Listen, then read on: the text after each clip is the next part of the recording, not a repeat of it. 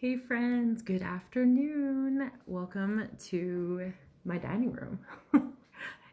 Sometimes I do move my office space around. I'm sorry, the lighting behind me maybe isn't ideal because there's a giant window there, but it's pretty outside. There you go, guys. It's a pretty winter day. Hey, so hang on, let me see if I can, maybe that's, I don't know, better or worse. Oh, there's light there. I should have thought twice, but oh well. You can bear with me, hopefully. Hey, Brittany. Hey guys, I just wanted to create this short video today to share something about my story with you guys that I've never really talked about in depth. I've alluded to it or mentioned parts of it, but I just kind of realized recently, as everyone's looking back on, the end of a decade, as we started a new year, 2021, and like looking back to a whole previous 10 years before, how much has elapsed and how much has happened since that time. I was actually thinking about the mental space I was in 10 years ago, not just like the circumstances of my life. And I thought I'd get on here and share because actually it was heavily rooted in Lyme and illness and just a negative space, to be honest with you. I don't know that I would have said that then, but looking back, I can say it now, right? Like hindsight is 2020-ish. So I have titled this video just that, my biggest fears from 10 years ago, because I lived in kind of a state of fear more than anything else, I think, and negativity. Again, unintentionally, and I'm grateful for the journey that has taken me out of that space because I'm never going to go back there. But let me share it with you because it might resonate with you. I really do understand a lot of facets of this journey, even though I'm in a good space now. Hey, Heather. Yeah, okay, so same. Let me start. So you can read more about my story, like the backstory and stuff on my blog and all too. I made sure to post about that, like one of the first blog posts I did so that people could immediately know details of my life, which is fine with me. I love to talk about my story. So I don't mind sharing. If you have any questions, go right ahead. I actually knew 10 years ago that I had Lyme, but I was uninformed and not being properly treated. Okay. So 10 years ago, I'll be honest about my age too. 10 years ago, I was 24. So I'm talking about that whole year, my year of being 23 and 24, because I'm 34 now. And I was a nurse. I had graduated nursing school with a bachelor's in nursing. I was working in an ICU setting. I was actually pursuing middle management position, and I got that position that same year. So kind of like a promotion in a way, but it was a cool opportunity and a really huge growing experience for me in that same unit, in that same ICU unit. So I was really young when I did that, but it was really the right step for me at that time.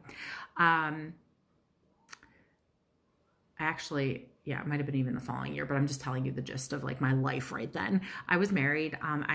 We had just bought a house, and I, in that year, 10 years ago, became pregnant with my first child. I now have 4 kids. So a lot can happen in 10 years, right, guys?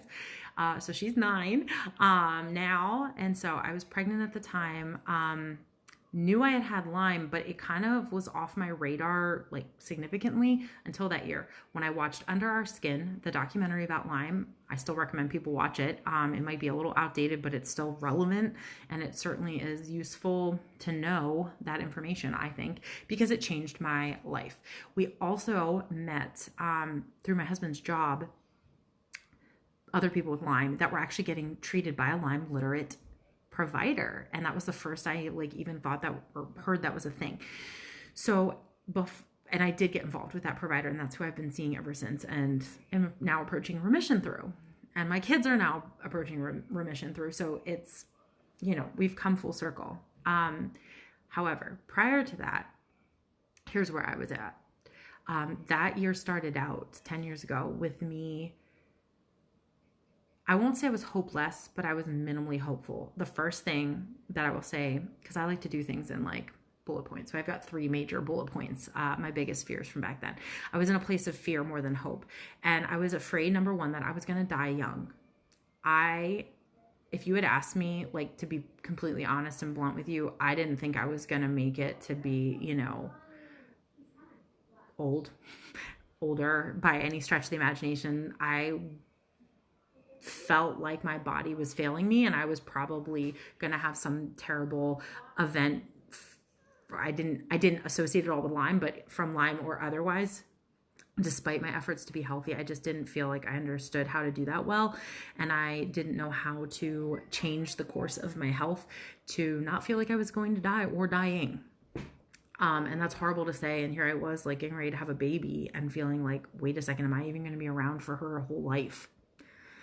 So I was afraid that I was going to die. Not necessarily afraid of dying, but afraid that that's like what all the future held for me. So therefore that held me back from dreaming or goal setting very effectively, because I was afraid to. I was afraid that wouldn't be my outcome, that I would have a chance to live out my goals and dreams. So I didn't really dream. I was just kind of, if you had asked me what my 5 or 10-year goals were, I don't know what I would have told you. I didn't really have an answer to that question other than some wishy-washy things that I kind of wanted to hope for, but was afraid to hope for. So actually at that time I was so sick. I was seeing rheumatologists and all kinds of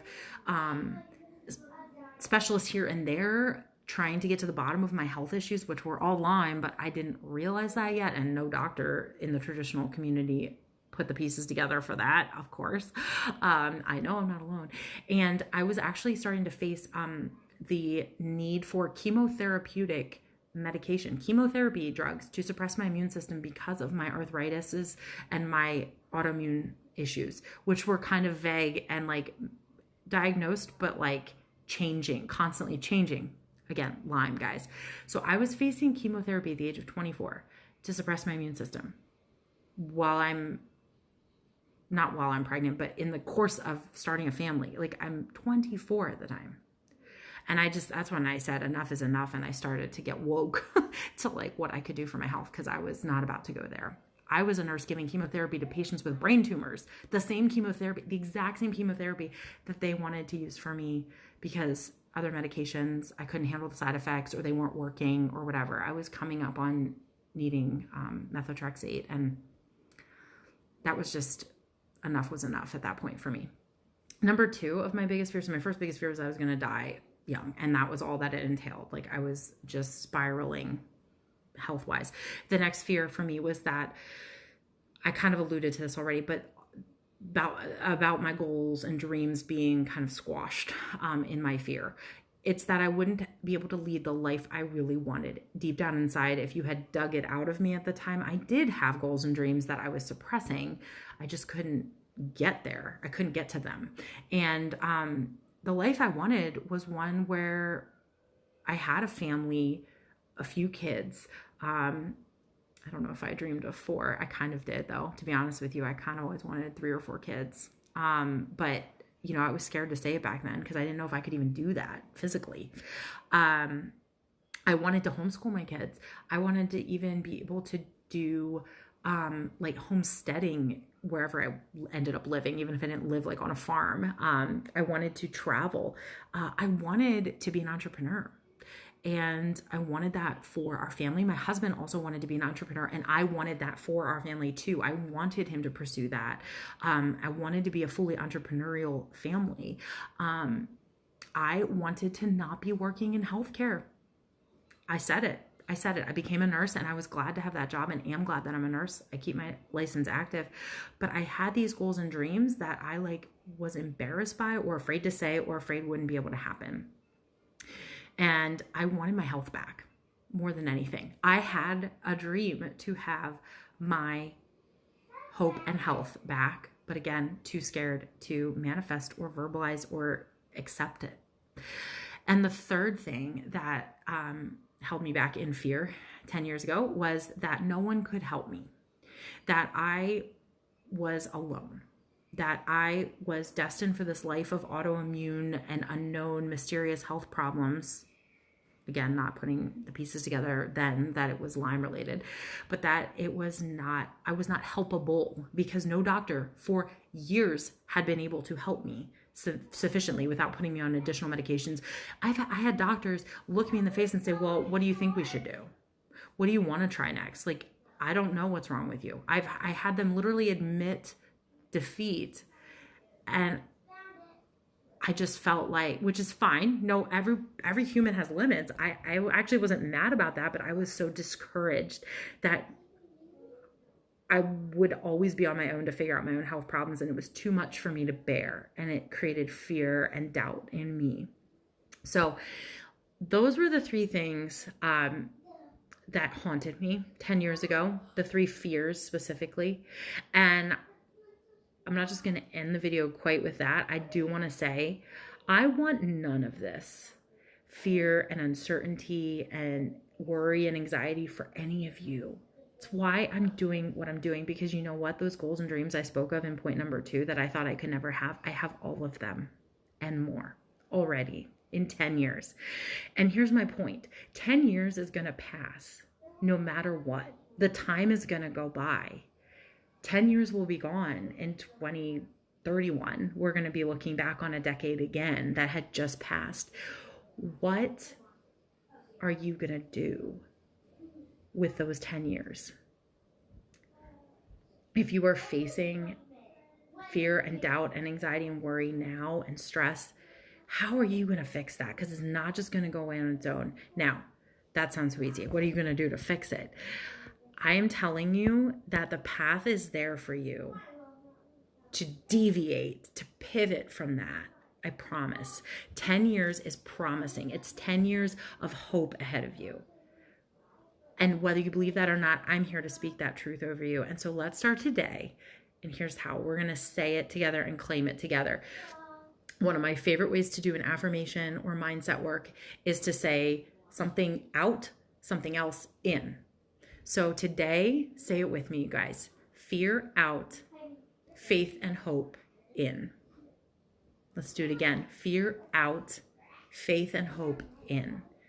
And I want you to see that light of healing and that light of hope coming right into you. You can use the symbolization of the horrible lighting in my video right now, blinding you behind me.